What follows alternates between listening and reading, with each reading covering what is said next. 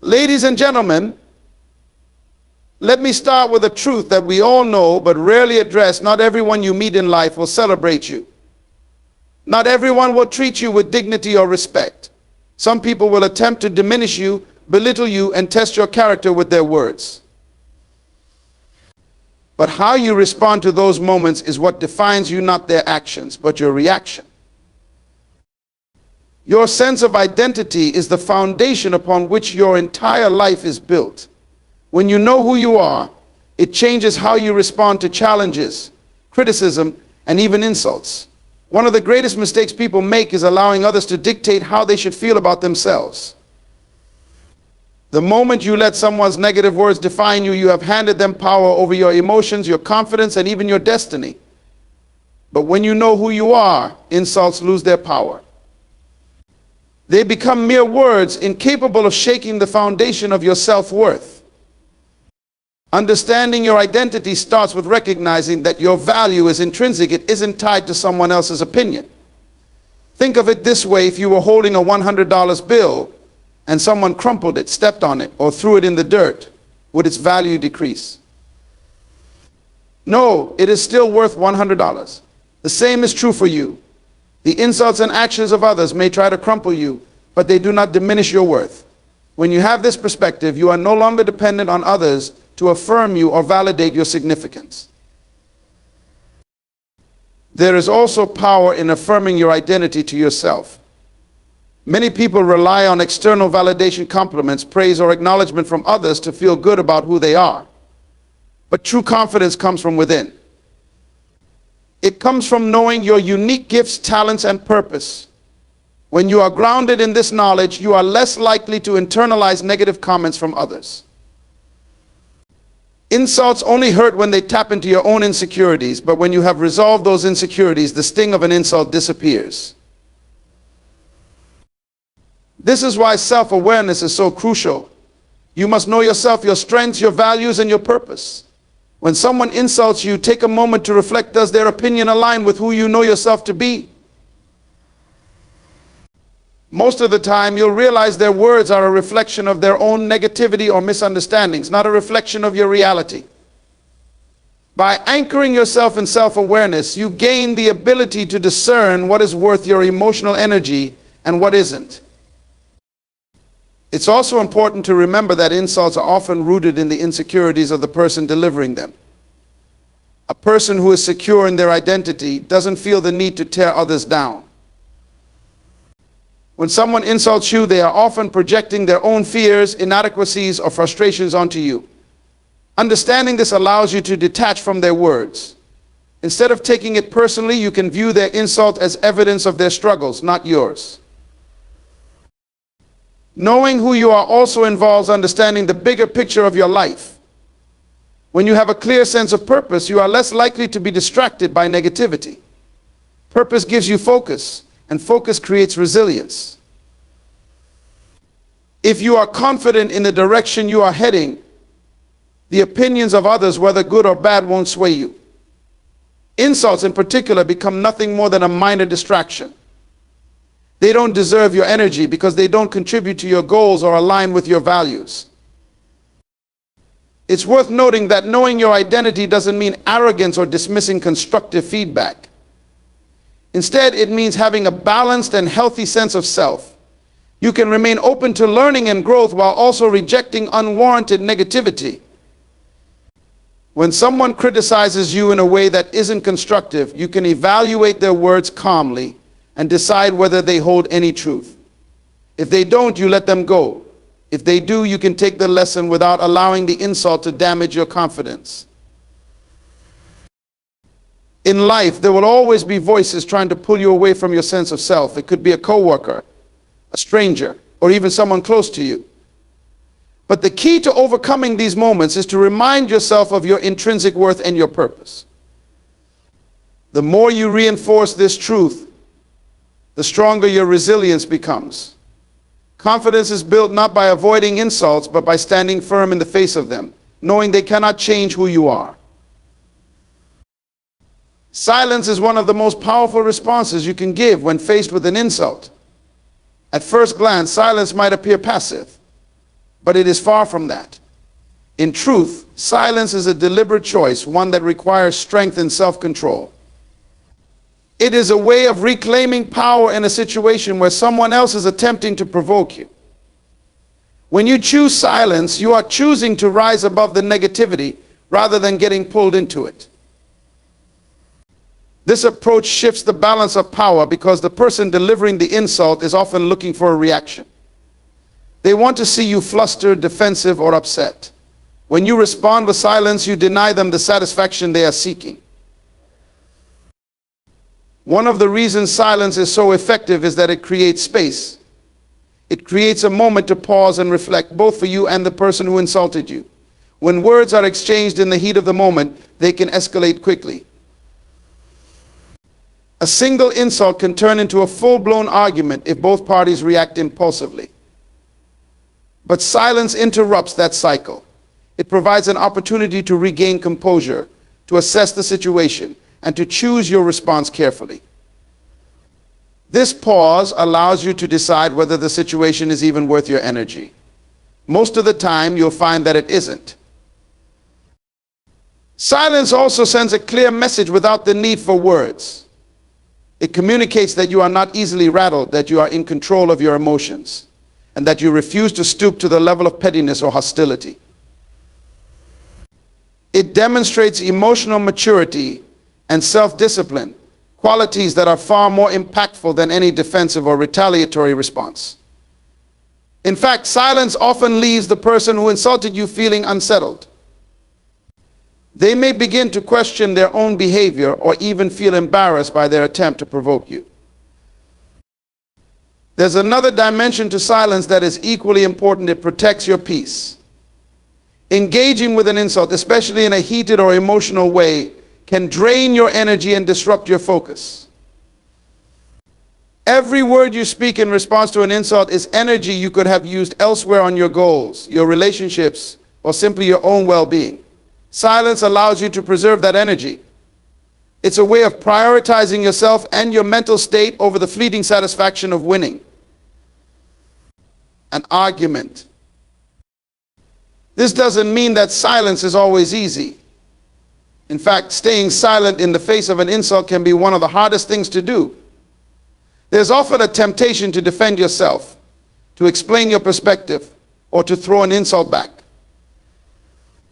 But these impulses, while natural, rarely lead to a productive outcome.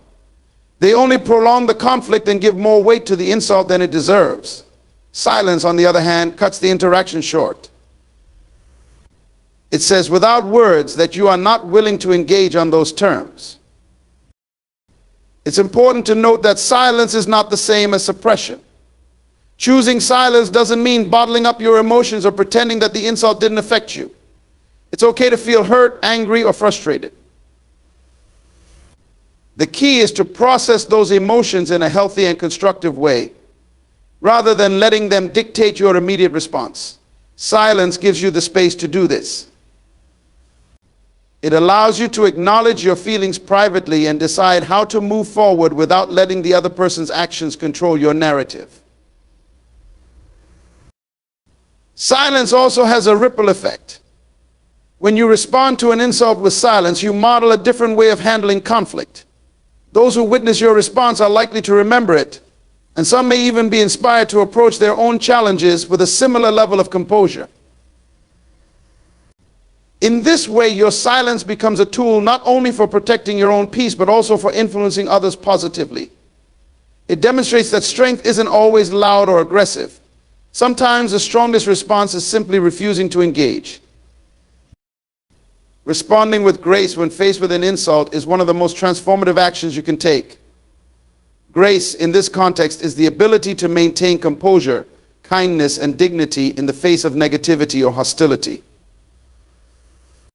While it may feel counterintuitive to respond to an insult with anything other than defensiveness or retaliation, choosing grace demonstrates an inner strength that goes beyond the momentary satisfaction of reacting impulsively. It is a response that not only diffuses tension, but also elevates you above the situation, showcasing the kind of character that others admire and respect. When someone insults you, their intention is often to provoke a reaction, to draw you into a conflict, or to diminish your sense of self-worth. Responding with grace is a way of refusing to give them that power. Instead of letting their negativity dictate your actions, you choose to stay rooted in your values and principles. This choice is not about weakness or passivity, it is about strength and self-control. It is about refusing to let someone else's behavior pull you out of character or derail your emotional balance. Responding with grace also involves recognizing that the insult is often a reflection of the other person's state of mind, rather than a true assessment of your worth. People who insult others are often grappling with their own insecurities, frustrations, or pain. When you respond with kindness and understanding, you disrupt the cycle of negativity. Your grace serves as a mirror, reflecting back to them the better version of themselves that they may have lost sight of. This doesn't mean you excuse their behavior or allow them to continue treating you poorly, but it does mean you approach the situation with compassion rather than hostility. One of the ways to respond with grace is by choosing your words carefully. Instead of reacting with anger or defensiveness, you can respond with calmness and respect. For example, you might say, "I'm sorry you feel that way," or "I appreciate your perspective." These responses are disarming because they don't escalate the conflict. They communicate that you are willing to engage in dialogue, but only on terms that are respectful and constructive. This kind of response often catches the other person off guard because it's not what they expect. They may even begin to reevaluate their approach. Another way to demonstrate grace is by actively listening. When someone insults you, there is often an underlying emotion or frustration driving their words. By choosing to listen rather than immediately react, you may uncover what's really going on beneath the surface. This doesn't mean you have to agree with them or accept their behavior, but it does mean you are willing to seek understanding.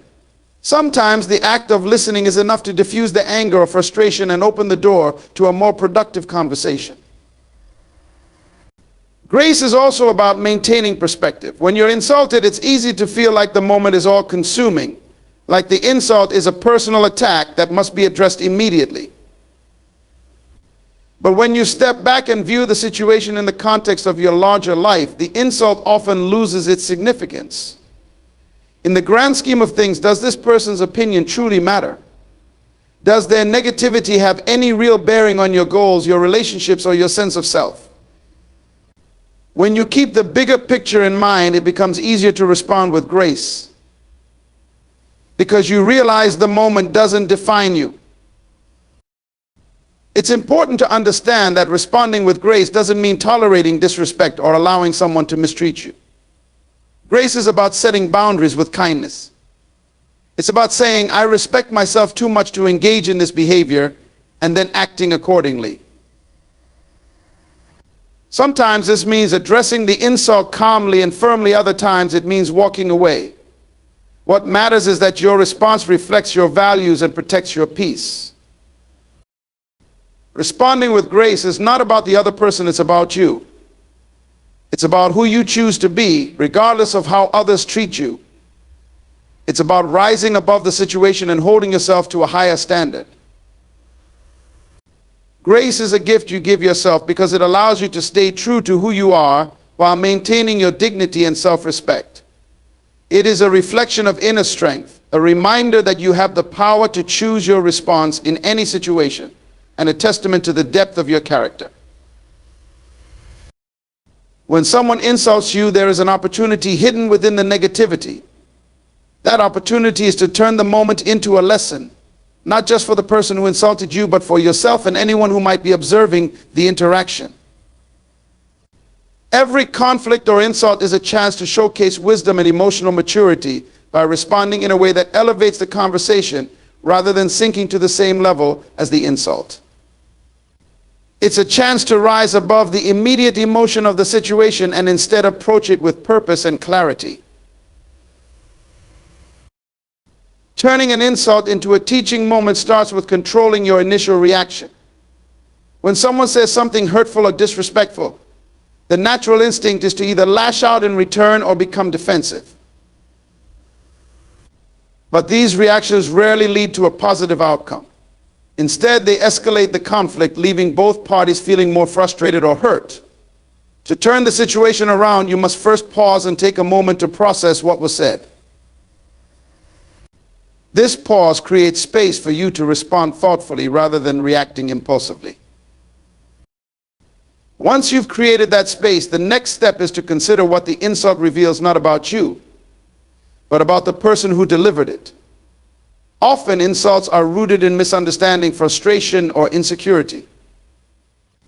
By approaching the situation with curiosity rather than anger, you can begin to uncover the true source of the person's behavior.